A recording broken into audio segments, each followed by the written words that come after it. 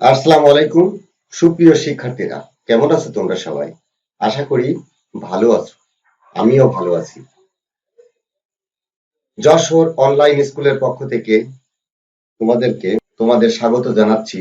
আমি মোহাম্মদ নুরুল ইসলাম, সহকারী শিক্ষক, Raipur school and college, Bagharpara, Jessore. সুপ্রিয় শিক্ষার্থী বন্ধুরা, আজকে আমি তোমাদের সাথে যে বিষয় নিয়ে আলোচনা করতে যাচ্ছি সেটা হচ্ছে বাংলাদেশের ইতিহাস ও বিশ্ব সভ্যতা। নবম ও দশম শ্রেণী, ষষ্ঠ অধ্যায়, মধ্যযুগে বাংলার রাজনৈতিক ইতিহাস।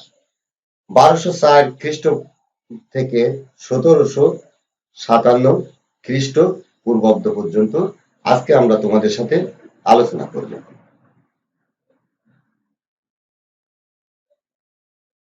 শিক্ষার্থী বন্ধুরা, চলো আমরা পাঠে ফিরে যাই। তোমরা নিচের ছবিগুলো একটু মনোযোগ দিয়ে দেখো শিক্ষার্থী বন্ধুরা। দেখো তো এটা কিসের ছবি দেখতে পাচ্ছ? হ্যাঁ, তোমরা চেনো? একটু চিন্তা করো ছবিগুলো কিসের। হ্যাঁ, একটু চিন্তা করলে তোমরা, হ্যাঁ, এখানে কিছু সৈন্য নামাজ পড়ছে। এখানে এই যে একটা নির্ধারিত পোশাক, সেটাকে আমরা বুঝি যে এটা হচ্ছে সেনাবাহিনী, তাই না? তো সেনা সদস্যরা এখানে নামাজ পড়তেছে, আমরা সেই চিত্রটা আজকে দেখতে পাচ্ছি। তো পরবর্তীতে আমরা আরেকটা ছবি দেখি শিক্ষার্থী বন্ধুরা। দেখো তো তোমরা এই ছবিটা চিনতে পারো কিনা? হ্যাঁ, একটু চিন্তা করো। হ্যাঁ, এই ছবিটা হচ্ছে ইখতিয়ার উদ্দিন মুহাম্মদ বিন বখতিয়ার খলজি, অর্থাৎ ইনি একজন মুসলিম শাসক, ইখতিয়ার উদ্দিন মুহাম্মদ বিন বখতিয়ার খলজি। তাহলে আমরা আজকের এই দুইটা আমরা ছবি দেখতে পাচ্ছি। একটা হচ্ছে কি, যে সৈন্যরা নামাজ পড়তেছে, আর একটা ছবি দেখছি আমরা ইখতিয়ার উদ্দিন মুহাম্মদ বিন বখতিয়ার খলজি। তাহলে এই দুইটা ছবির সাথে এই দুটো ছবি দিয়ে আমরা কি বুঝতে পারছি শিক্ষার্থী বন্ধুরা? তোমরা একটু বলতে পারো? হ্যাঁ, অর্থাৎ, হ্যাঁ, সুন্দর বলেছো তোমরা। আজকে আমরা তোমাদের সাথে যে বিষয়টি আলোচনা করতে যাচ্ছি সেটা হচ্ছে মুসলিম শাসন। আমরা আজকে যে বিষয়টা তোমাদের সাথে আলোচনা করব সেটা হচ্ছে মুসলিম শাসন। তো শিক্ষার্থী বন্ধুরা, চলো আমরা আলোচনায় ফিরে যাই। দেখো, আজকে আমাদের আলোচনা বিষয় যেটা হচ্ছে বাংলায় মুসলমান শাসনের সূচনা। এখানে হচ্ছে ইখতিয়ার উদ্দিন মুহাম্মদ বিন বখতিয়ার খলজি। তাহলে আজকে আমরা আলোচনা করব যে বাংলার মুসলমান শাসনের সূচনা। এর ভিতরে কার বিষয়টা নিয়ে আলোচনা করব? ইখতিয়ার উদ্দিন মুহাম্মদ বিন বখতিয়ার খলজি। শিক্ষার্থী বন্ধুরা, আজকের বিষয়টা তোমরা তোমাদের খাতায় একটু লিখে নাও। আমিও ব্ল্যাকবোর্ডে একটু লিখে দিচ্ছি, তোমরা একটু দেখো।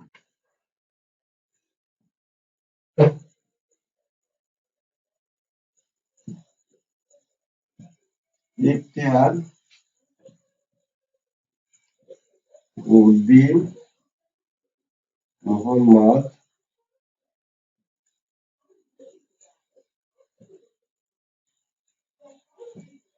বিন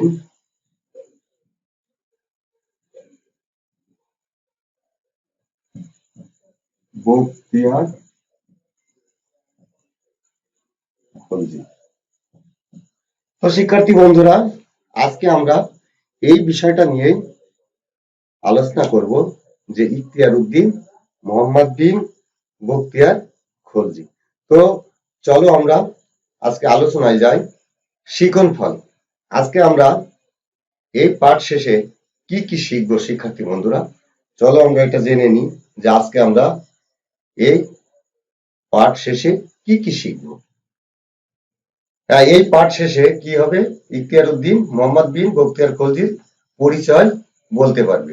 ইখতিয়ার উদ্দিন মুহাম্মদ বিন বখতিয়ার খলজির বিভিন্ন রাজ্য দখল সম্পর্কে বলতে পারবে। ইখতিয়ার উদ্দিন মুহাম্মদ বিন বখতিয়ার খলজির মুসলিম শাসন প্রতিষ্ঠা সম্পর্কে ব্যাখ্যা করতে পারবে। অর্থাৎ আজকে আমরা এই আলোচনাগুলোর মাধ্যমে আমরা এই বিষয়গুলো শিখতে পারবো। তো শিক্ষার্থী বন্ধুরা, চলো আমরা আলোচনায় ফিরে যাই। তোমরা কি ইখতিয়ার উদ্দিন মোহাম্মদ বিন বখতিয়ার খলজির সম্পর্কে কিছু জানো? শিক্ষার্থী বন্ধুরা, তোমরা একটু চিন্তা করো যে তোমরা ইখতিয়ার উদ্দিন মোহাম্মদ বিন বখতিয়ার খলজি সম্পর্কে কোনো কিছু বলতে পারো কিনা। হ্যাঁ, একটু চিন্তা করো। হ্যাঁ, তিনি একজন কি মুসলিম শাসক, তাই না? অর্থাৎ মুসলিম শাসন প্রতিষ্ঠা করে। তো ঠিক আছে শিক্ষার্থী বন্ধুরা, চলো আমরা আলোচনায় যাই। আজকে আমরা ইখতিয়ার উদ্দিন মোহাম্মদ বিন বখতিয়ার খলজি সম্পর্কে জানবো। শিক্ষার্থী বন্ধুরা, এটা একটু একটা মানচিত্র দেখতে পাচ্ছ তোমরা? এটা কোথাকার মানচিত্র বলতে পারো? হ্যাঁ, দেখো তো। হ্যাঁ, আফগানিস্তানের মানচিত্র। সুন্দর বলেছো এটা, যে আফগানিস্তানের মানচিত্র এটা। দেখো, আমরা জানি ইখতিয়ার উদ্দিন মোহাম্মদ বিন বখতিয়ার খলজি আফগানিস্তানের গরমশির বা আধুনিক 10টি মার্গের অধিবাসী ছিলেন। অর্থাৎ কোথায়? আফগানিস্তানের গরমশিরের আধুনিক 10টি মার্গের অধিবাসী ছিলেন। ইতিহাসে তিনি বখতিয়ার খলজি নামে বেশি পরিচিত। তার বংশ পরিচয় সম্পর্কে কিন্তু আমরা তেমন কিছু জানতে পারি না। তিনি ছিলেন জাতিতে তুর্কি বংশে খলজি এবং বৃত্তিতে ছিলেন ভাগ্যনস্যী সৈনিক। অর্থাৎ তিনি ভাগ্যকে অন্বেষণ করার জন্য একজন সৈনিক। ত্রয়োদশ শতকে বাংলায় উত্তর পশ্চিমাংশে সেন শাসনের অবসান ঘটিয়ে মুসলমান শাসনের সূচনা করে। তাহলে শিক্ষার্থী বন্ধুরা, আমরা কি জানলাম? যে ইখতিয়ার উদ্দিন মোহাম্মদ বিন বখতিয়ার খলজি আফগানিস্তানের গরমশিরের অধিবাসী। তিনি বংশ পরিচয় সম্পর্কে আমরা খুব বেশি কিছু জানতে পারি না, তবে আমরা এইটুকু জানি জাতিতে ছিল তুর্কি, বংশে ছিল সে খলজি এবং বৃত্তিতে ছিল ভাগ্যনস্যী সৈনিক। তো শিক্ষার্থী বন্ধুরা, আমরা ইখতিয়ার উদ্দিন মোহাম্মদ বিন বখতিয়ার খলজি সম্পর্কে এটুকু জানলাম। চলো আমরা পরবর্তীতে আরো একটু বিষয় নিয়ে আলোচনা করি। এখন তোমরা মিলে যেটুকু আমরা আলোচনা করেছি শিক্ষার্থী বন্ধুরা, তোমরা এই বিষয়টা নিয়ে দুইজনে একটু আলোচনা করো যে ইখতিয়ার উদ্দিন মোহাম্মদ বিন বখতিয়ার খলজির পরিচয় সম্পর্কে। আচ্ছা, ধন্যবাদ শিক্ষার্থী বন্ধুরা। তো চলো আমরা পরবর্তী আলোচনায় যাই। শিক্ষার্থী বন্ধুরা, তোমরা কি ছবিটা দেখতে পাচ্ছ? হ্যাঁ, বলতে পারো এটা কিসের ছবি? একজন শাসক শিহাবুদ্দিন ঘড়ি, অর্থাৎ একজন মুসলিম শাসক কিন্তু উনি শিহাবুদ্দিন ঘড়ি। আর নিচে কি একটা ছবি দেখতে পাচ্ছ শিক্ষার্থী বন্ধুরা? এটা হচ্ছে ইখতিয়ার উদ্দিন। আমরা আজকে যে ইখতিয়ার উদ্দিন মোহাম্মদ বিন বখতিয়ার খলজি যার সম্পর্কে আলোচনা করতেছি, ইনি সেই ইখতিয়ার উদ্দিন। তো 1115 সালে তিনি জন্মভূমির মায়া ত্যাগ করে গজনীতে আসেন। এখানে তিনি শিহাবুদ্দিন ঘড়ির সৈন্য বিভাগে চাকরি প্রার্থী হয়ে ব্যর্থ হন। অর্থাৎ এই যে আমরা আগে আলোচনা করেছি যে ইখতিয়ার উদ্দিন মোহাম্মদ বিন বখতিয়ার খলজি একজন ভাগ্যোন্বেষী সৈনিক, তাই না? তো কি করলেন তিনি? 1195 সালে জন্মভূমি ছেড়ে গজনীতে আসলেন। এখানে তিনি শিহাবুদ্দিন ঘড়ির সৈন্য বিভাগে চাকরি প্রার্থী হয়ে ব্যর্থ হন। অর্থাৎ শিহাবুদ্দিন ঘড়ির ওখানে তিনি গেলেন যে তার চাকরির জন্য প্রার্থনা করে তিনি ব্যর্থ হন। অর্থাৎ এই যে শিহাবুদ্দিন ঘড়ির একটা শর্ত ছিল সেখানে, যে কি, যে যদি তার সেনাবাহিনীতে চাকরি করতে হতো তাহলে নিজস্ব যুদ্ধাস্ত্র ঘোড়া এগুলো তার নিজের সংগ্রহ করতে হতো। কিন্তু তিনি কিন্তু এই বিষয়ে তার সামর্থ্য ছিল না, সুতরাং তিনি ওখান থেকে চাকরি পেতে ব্যর্থ হন। এরপরে মূল কথা যে তার যে স্বাস্থ্য বা চেহারা ছিল, তিনি ছিল খাটো আর হাত লম্বা। অর্থাৎ এই যে দুটো হাত, এই দুটো হাত মানে হাঁটু পর্যন্ত লম্বা ছিল এবং কুৎসিত চেহারা।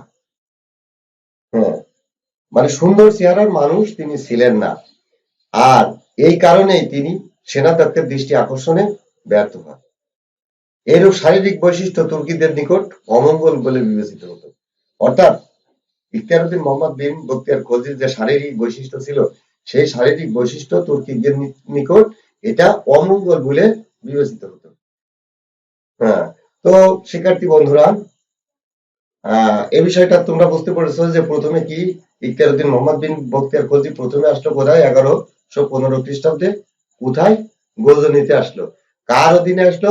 এই যে আমাদের যে চিত্র, ওইটা চিত্রটা তোমরা দেখতে পাচ্ছ যে শিহাবুদ্দিন ঘড়ির নিকট আসলো, তাই না? এবং তার সেনাবাহিনীতে চাকরি পেতে ব্যর্থ হলো। তো শিক্ষার্থী বন্ধুরা, চলো আমরা পরের আলোচনায় যাই। শিক্ষার্থী বন্ধুরা, তোমরা একটা ছবি দেখতে পাচ্ছ? বলতে পারো ছবিটা কার? বলতে পারো না, তাই না? তো ঠিক আছে, আমরা একটু দেখি। এটা হচ্ছে, এই ছবিটা হচ্ছে কুতুবউদ্দিন আইবেক। যে ছবিটা আমরা দেখতে পাচ্ছি, এটা হচ্ছে কুতুবউদ্দিন আইবেকের ছবি। এখন গজনিতে আমরা এর আগে দেখছি যে গজনিতে এসে, আর এটা ছবি কি? বদাউন শহর। আমরা একটা ছবি দেখতে পাচ্ছি, শহরের ছবি। এই ছবিটা হচ্ছে বদাউন শহর। দেখো, গজনিতে আমরা যেটা আলোচনা করেছি যে গজনিতে সে ব্যর্থ হলো, চাকরি পাইল না। গজনিতে ব্যর্থ হয়ে বখতিয়ার খলজি দিল্লিতে কুতুবউদ্দিন আইবেকের দরবারে উপস্থিত হন। যে ছবিটা আমরা দেখতে পাচ্ছি, এটা কুতুবউদ্দিন আইবেকের ছবি। তো গজনিতে যখন ব্যর্থ হলো, তখন কি হলো? ইখতিয়ার উদ্দিন মোহাম্মদ বিন বখতিয়ার খলজি কুতুবউদ্দিন আইবেকের দরবারে অবস্থিত হলো দিল্লিতে। এখানেও তিনি চাকরি পেল না, অর্থাৎ চাকরি পেতে এখানেও ব্যর্থ হয়ে গেল। পরবর্তীতে কি করলো? এরপর তিনি বদাউনে যান। বদাউনে সেখানকার শাসনকর্তা মালিক খিজবার উদ্দিন তাকে মাসিক বেতনে সৈন্য বিভাগে নিযুক্ত করেন। কিন্তু উচ্চবিলাসী বখতিয়ার এই ধরনের সামান্য বেতনের চাকরিতে সন্তুষ্ট হননি। অর্থাৎ প্রথমে ব্যর্থ হলো কোথায়? গজনিতে। এরপরে আসলো দিল্লিতে। অর্থাৎ গজনিতে ব্যর্থ হলো, দিল্লিতে ব্যর্থ হলো, এরপর এসে গেল বদাউনে। বদাউনে যে কি করলো? বদাউনের শাসনকর্তার অধীনে মাসিক বেতনে চাকরি পেল। কিন্তু এই যে উচ্চাভিলাষী বখতিয়ার খলজি তো মূলত ছিল উচ্চাভিলাষী লোক, অর্থাৎ এই সামান্য বেতনের চাকরিতে তার সন্তুষ্ট হতে পারেনি সে। হ্যাঁ, তো শিক্ষার্থী বন্ধুরা, এরপরে কি হলো আমরা একটু আলোচনায় আসি। পর্যবেক্ষকের দায়িত্ব নিযুক্ত। এরপরে যে সামান্য বেতনে চাকরি করত, সেখান থেকে এখানে কি হলো? অযোধ্যা। হ্যাঁ, অযোধ্যায় আসলো। অল্পকাল পরে সে বদাউন ছেড়ে অযোধ্যায় চলে আসলো। সে যে বদাউনে চাকরি করত, বদাউন ছেড়ে কোথায় আসলো? অযোধ্যায় চলে যায়। সেখানকার শাসককর্তা হুসাম উদ্দিনের অধীনে তিনি পর্যবেক্ষকের দায়িত্বে নিযুক্ত হন। তার বুদ্ধিমত্তায় সন্তুষ্ট হয়ে হুসাম উদ্দিন তাকে ভাগবত ও ভিউলি নামে দুটি পরগনা জায়গির দান করে। এখানে বখতিয়ার তার ভবিষ্যৎ উন্নতির উৎস খুঁজে পান। অর্থাৎ এখানে সৈন্য থেকে সে কি করলো? সেখান থেকে সে চলে আসলো কোথায়? অযোধ্যায়। অযোধ্যায় চলে আসে কার? হুসাম উদ্দিনের অধীনে কি করলো? পর্যবেক্ষকের দায়িত্বে সে নিযুক্ত হলো। এবং কি করলো? তার বুদ্ধিমত্তা বা তার মানে বুদ্ধিমত্তা, সাহসিকতা এগুলো দেখে হুসাম উদ্দিন তাকে ভাগবত এবং ভিউলি নামে দুটি পরগনা জায়গির প্রদান করে। এবং এইখান থেকে বখতিয়ারের উত্থান শুরু হয় এবং তার ভাগ্যকে খুঁজে নেওয়ার জন্য সে উপযুক্ত স্থান বলে মনে করে। তো শিক্ষার্থী বন্ধুরা, এটা দেখতে পাচ্ছ, এটা কিসের ছবি? হ্যাঁ, একটা সেনাবাহিনীর ছবি, তাই না? এটা সেনাবাহিনীর ছবি। এরপরে কি একটা ছবি দেখতে পাচ্ছ? দেখো, এটা হচ্ছে উদন্তপুর বিহার। বখতিয়ার খলজি অল্প সৈন্য সংগ্রহ করে পার্শ্ববর্তী যে ক্ষুদ্র ক্ষুদ্র হিন্দু রাজ্য ছিল সেগুলো আক্রমণ করে এবং লুণ্ঠন করতে শুরু করে এবং চারিদিকে তার বীরত্বের কথা ছড়িয়ে পড়লে, অর্থাৎ তার যে সাহসিকতা, এই যে ছোট ছোট ক্ষুদ্র ক্ষুদ্র রাজ্য সে লুট করেছে এবং দখল করেছে, এই বীরত্বের কথা কিন্তু চারিদিকে ছড়িয়ে পড়লো। এবং চারিদিকে ছড়িয়ে পড়ার ফলে কি হলো? যে অনেক মুসলমান তার সেনাবাহিনীতে যোগ দেওয়ার জন্য উৎসুক হয় এবং তার সেনাবাহিনীতে যোগদান করে। এরপর কি করলেন তিনি? তিনি দক্ষিণ বিহারের একটি প্রাচীর ঘেরা দুর্গের মতো স্থানে আক্রমণ করেন। অর্থাৎ এই যে আমরা দেখতে পাচ্ছি যে ছবিটা, শিক্ষার্থী বন্ধুরা, এটা হচ্ছে উদন্তপুর বিহার। এটাকে বিহার বলা হচ্ছে, আমরা যে ছবিটাই দেখছি। তো এই যে তিনি সেনাবাহিনী যখন ছোট পার্শ্ববর্তী ছোটখাটো হিন্দু রাজ্য যখন দখল করে তার সেনাবাহিনী আরো বৃদ্ধি করলো। এরপরে কি করলো, তিনি দক্ষিণ বিহারের প্রাচীর ঘেরা একটা বড় দুর্গ, সেই দুর্গ আক্রমণ করে এবং প্রতিপক্ষের কোনো বাধা ছাড়াই বিজয় করে। অর্থাৎ প্রতিপক্ষ তার সামনে এসে কোনো বাধা দেয়নি। তিনি দেখতে পান দুর্গের অধিবাসীরা সবাই মণ্ডিত মস্তক, অর্থাৎ তাদের মণ্ডিত মস্তক কি, তাদের মাথা নেড়া, অর্থাৎ মাথায় চুল নেই, এবং দুর্গটি বইপত্রে ভরা, পুরো দুর্গটা বইপত্রে ভরা। তিনি জিজ্ঞাসা করে জানতে পারেন যে এটা ছিল অদন্তপুরী বৌদ্ধ বিহার।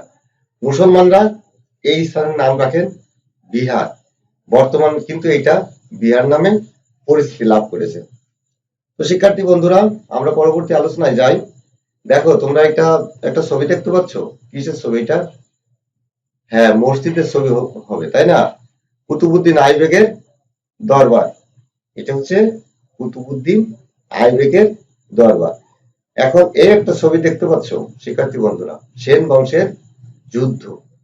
বিহার বিজয়ের পর বখতিয়ার অনেক ধনরত্ন সহ দিল্লির সুলতান কুতুবউদ্দিন আইবেকের সঙ্গে সাক্ষাৎ করেন।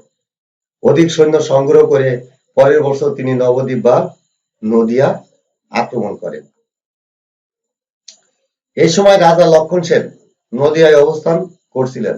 গৌড় ছিল তার রাজধানী আর নদিয়া ছিল তার দ্বিতীয় রাজধানী। এই যে লক্ষণ সেন নদিয়ায় অবস্থান করছিলেন, এখন লক্ষণ সেনের কিন্তু দুইটা রাজধানী ছিল, একটা হচ্ছে নদিয়া আর একটা ছিল গৌড়। পণ্ডিতগণ লক্ষণ সেনকে রাজধানী ত্যাগ করতে পরামর্শ দেন, কারণ শাস্ত্র মতে তুর্কি সেনা কর্তৃক বঙ্গ জয়ের স্পষ্ট ধারণা পান, কিন্তু তিনি নদিয়া ত্যাগ করেননি। এরপরে কি হলো শিক্ষার্থী বন্ধুরা, দেখো এটা কিসের ছবি দেখতে পাচ্ছ?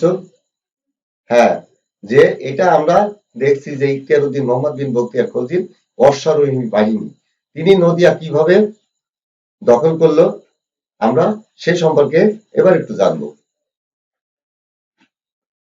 বিহার হতে বাংলায় আসতে মূলত দুটো পথ ছিল, একটা হচ্ছে সিকরিগড় গিরিপথ আর একটা হচ্ছে তেলিয়াগড়। এই দুটো পথ ছিল বিহার, বাংলা হতে বিহারে আসার জন্য, কিন্তু এই দুটো পথ ছিল সুরক্ষিত, অর্থাৎ এখানে পাহারা ছিল এবং প্রতিবন্ধকতা ছিল। তো স্বাভাবিকভাবে ইখতিয়ার উদ্দিন মোহাম্মদ বিন বখতিয়ার খলজি এই পথ দিয়ে না এসে অরণ্যময় অঞ্চলের মধ্যে দিয়ে অগ্রসর হন এবং বখতিয়ার খলজি খন্ড খন্ড সৈন্যদল শত্রুপক্ষের দৃষ্টি এড়িয়ে নদিয়ায় প্রবেশ করেন। তখন তার সঙ্গে ছিল 17 জন অথবা 18 জন অশ্বারোহী সৈনিক। অর্থাৎ এই যে বড় কিন্তু একটা সেনাবাহিনী ছিল বখতিয়ার খলজির, কিন্তু এই সামনে যে সৈন্যদল আসছিল 17 বা 18 জন সৈনিক অতি দ্রুত আসছিল, কিন্তু পিছনে তার অনেক সেনাবাহিনী ছিল, সেইগুলো কিন্তু তার সঙ্গে আসতে পারেনি, পিছন পড়ে গেছে তারা, এবং মূল বাহিনী তার পশ্চাতে ছিল। এবং কি হলো যে অশ্ব ব্যবসায়ী মনে করে রাজা লক্ষণ সেন তাদের নগরের অভ্যন্তরে প্রবেশের অনুমতি দেন। প্রথমে লক্ষণ সেন এটা মনে করছিল যে 17-18 জন এরা ঘোড়া নিয়ে আসছে, অর্থাৎ এরা অশ্ব ব্যবসায়ী, এই মনে করে কিন্তু লক্ষণ সেন তাদের রাজধানীতে প্রবেশের অনুমতি দিয়েছিলেন। শিক্ষার্থী বন্ধুরা, তোমরা এই ছবিটা দেখছো, কিসের ছবি এটা একটু বলতে পারো তোমরা? হ্যাঁ, নদিয়া দখল করছে। বখতিয়ার খলজির এই ক্ষুদ্র ক্ষুদ্র দল সাম্রাজ্যের সম্মুখে এসে হঠাৎ তরবারি বের করে কি করে, প্রসাদ রক্ষীদের হত্যা করে। অর্থাৎ নদিয়া দখল করছে কিভাবে, যে এই যে প্রথমে যে 17 জন বা 18 জন অশ্বারোহী সৈনিক আসলো, এরা রাজ দরবারের সামনে এসে কি করে, তরবারি বের করে যে সমস্ত রক্ষী ছিল তাদের উপরে অচকিত আক্রমণ শুরু করে। এবং এই অবস্থায় লক্ষণ সেন হতাশ হয়ে পড়ে। শত্রুর আক্রমণ হতে আত্মরক্ষার কোনো উপায় না দেখে তিনি পিছনের দরজা দিয়ে সপরিবারে নৌকাযোগে পালিয়ে পূর্বাঞ্চলের মুন্সিগঞ্জ জেলার বিক্রমপুরে আশ্রয় গ্রহণ করেন। অর্থাৎ কি হলো যে লক্ষণ সেন দেখলো যে এই যে আক্রমণ, এটা প্রতিহত করা অসম্ভব ব্যাপার। অর্থাৎ প্রথমে যে 17 জন সৈন্যবাহিনী নিয়ে আসলো এবং এরপরে দেখা যাচ্ছে তার দ্বিতীয় সেনাবাহিনীর দল, তারপরে তৃতীয় সেনাবাহিনীর দল, এইভাবে তার পর্যায়ক্রমে তার সব সৈন্যরা লক্ষণ সেনের এলাকায় পৌঁছে গেল এবং আক্রমণ শুরু করলো। এখন লক্ষণ সেন এই অবস্থা দেখে, অর্থাৎ প্রতিরোধ করার মতো কোনো সুযোগ বা তিনি পাননি। ফলে পলায়ে বিক্রমপুর, মুন্সিগঞ্জের বিক্রমপুরে এসে আশ্রয় নেয়। নদিয়া জয়ের তারিখ সম্পর্কে মতভেদ আছে, অর্থাৎ কবে যে নদিয়া জয় হয়েছিল এই সম্পর্কে কিন্তু আমাদের কিছু মতভেদ আছে। তবে কি হয় যে 1204 সালে নদিয়া জয়ের সময় হিসাবে স্বীকৃতি পেয়েছে 1204 সালে, অর্থাৎ এই নিয়ে কিন্তু বিভিন্ন বিভ্রান্তি আছে, বিভিন্ন সমালোচনা আছে, তবে একক সিদ্ধান্ত আসছে যে 1204 সালে নদিয়া জয় করেছে।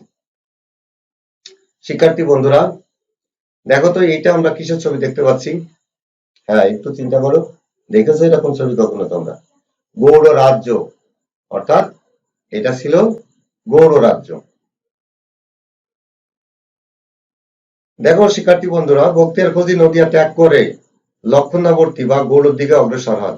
তিনি লক্ষণাবর্তী দখল করে সেখানে রাজধানী স্থাপন করে। লক্ষণাবর্তী মুসলমান আমলে লক্ষ্ণৌতি নামে পরিচিত ছিল। শিক্ষার্থী বন্ধুরা, তাহলে নদিয়া আক্রমণের পরে কি করলো বখতিয়ার খলজি? নদিয়া ত্যাগ করে লক্ষণাবর্তীর দিকে, অর্থাৎ বর্তমান যে গৌড়, এইদিকে অগ্রসর হয় এবং সে গৌড় দখল করে। এরপরে কি করলো তিনি? এই যে আমরা নিচে যে ছবি একটা মানচিত্র দেখতে পাচ্ছ শিক্ষার্থী বন্ধুরা, এটা কোন জায়গার মানচিত্র তোমরা বলতে পারো? বরেন্দ্র বা উত্তরাঞ্চল। হ্যাঁ, এরপরে গৌড় যখন তার দখলে শেষ হলো, তখন গৌড় জয়ের পর বখতিয়ার খলজি বরেন্দ্র বা উত্তর বাংলার নিজ অধিকার বিস্তার করেন। বখতিয়ার গৌড় ও নদিয়া জয়ের পরে একটি স্বাধীন রাজ্যের অধিপতি হলেও তিনি সমগ্র বাংলার আধিপত্য বিস্তার করতে পারেননি। পূর্ববঙ্গে লক্ষণ সেনের অধিকার অক্ষুণ্ণ ছিল। এই যে দুটো দখল করে নিল, কিন্তু সমগ্র রাজ্যে কিন্তু তার অধিকার প্রতিষ্ঠিত করতে পারেনি। তো শিক্ষার্থী বন্ধুরা, এরপরে কি হলো? ইখতিয়ার উদ্দিন মোহাম্মদ বিন বখতিয়ার খলজি এরপরে যে অভিযান পরিচালনা করে সেটা হচ্ছে তিব্বত। দেখো তো শিক্ষার্থী বন্ধুরা, আমরা যে ছবিটা দেখতে পাচ্ছি এটা হচ্ছে তিব্বতের একটা ছবি। গৌড় বা লক্ষণৌতি বিজয়ের 2 বছর পর বখতিয়ার খলজি তিব্বত অভিযানে বের হন, কিন্তু এই অভিযানে ব্যর্থ হলে তিনি দেবকোটে ফিরে আসেন। এই অভিযান ছিল তার শেষ অভিযান, অর্থাৎ গৌড়ের লক্ষণৌতির পরে যে তিনি তিব্বত অভিযানে বের হন, কিন্তু এই অভিযানে তিনি সফল হতে পারেননি এবং এটাই ছিল তার জীবনের শেষ অভিযান। এবং 1206 খ্রিস্টাব্দে তিনি মৃত্যুবরণ করেন। ধারণা করা হয় আলী মর্দান নামের একজন আমির তাকে হত্যা করে। এরপরে আমরা যেটা আসি, দেখো শিক্ষার্থী বন্ধুরা, এই ছবিটা তোমরা দেখতে পাচ্ছ? হ্যাঁ, এটা কার ছবি তো বলতে বলতে পারো? হ্যাঁ, এতক্ষণ আমরা যাকে নিয়ে আলোচনা করছি তিনি ইখতিয়ার উদ্দিন মোহাম্মদ বিন বখতিয়ার খলজির ছবি এটা। তো শিক্ষার্থী বন্ধুরা, ঠিক আছে, পরবর্তীতে আমরা একটা ছবি দেখতে পাচ্ছি। দেখো এটা কিসের ছবি? মসজিদের ছবি বলে আমরা দেখতে পাচ্ছি, তাই না? হ্যাঁ, ধন্যবাদ। বাংলায় মুসলমান শাসনের ইতিহাসে ইখতিয়ার উদ্দিন মোহাম্মদ বিন বখতিয়ার খলজি নাম বিশেষভাবে উল্লেখযোগ্য। তার প্রচেষ্টায় মুসলিম শাসন প্রতিষ্ঠিত হয়েছিল, অর্থাৎ এই যে মুসলিম শাসনের প্রতিষ্ঠাতা হিসাবে কিন্তু ইখতিয়ার উদ্দিন মোহাম্মদ বিন বখতিয়ার খলজির নাম আমরা জানতে পারি। এবং এই মুসলিম শাসন ব্যবস্থা 550 বছর পর্যন্ত স্থায়ী হয়েছিল। বখতিয়ার খলজি বিজিত অঞ্চলে তার শাসন ব্যবস্থা প্রতিষ্ঠিত করার জন্য তিনি যথাযথ ব্যবস্থা গ্রহণ করেছিলেন। ইসলাম ধর্ম ও সংস্কৃতি বিকাশের জন্য তার ভূমিকা ছিল উল্লেখযোগ্য। তিনি বহু মাদ্রাসা, মসজিদ, মক্তব ইত্যাদি নির্মাণ করেছিলেন। তো শিক্ষার্থী বন্ধুরা, অনেক আলোচনা করেছি আজকে। হ্যাঁ, এবার তোমাদের কাছে কিছু প্রশ্ন আছে, তোমরা উত্তর দিবে আশা করছি। হ্যাঁ, বখতিয়ার খলজির শারীরিক বৈশিষ্ট্য কেমন ছিল? আমরা আলোচনা করেছি যে বখতিয়ার খলজির শারীরিক বৈশিষ্ট্য কেমন ছিল।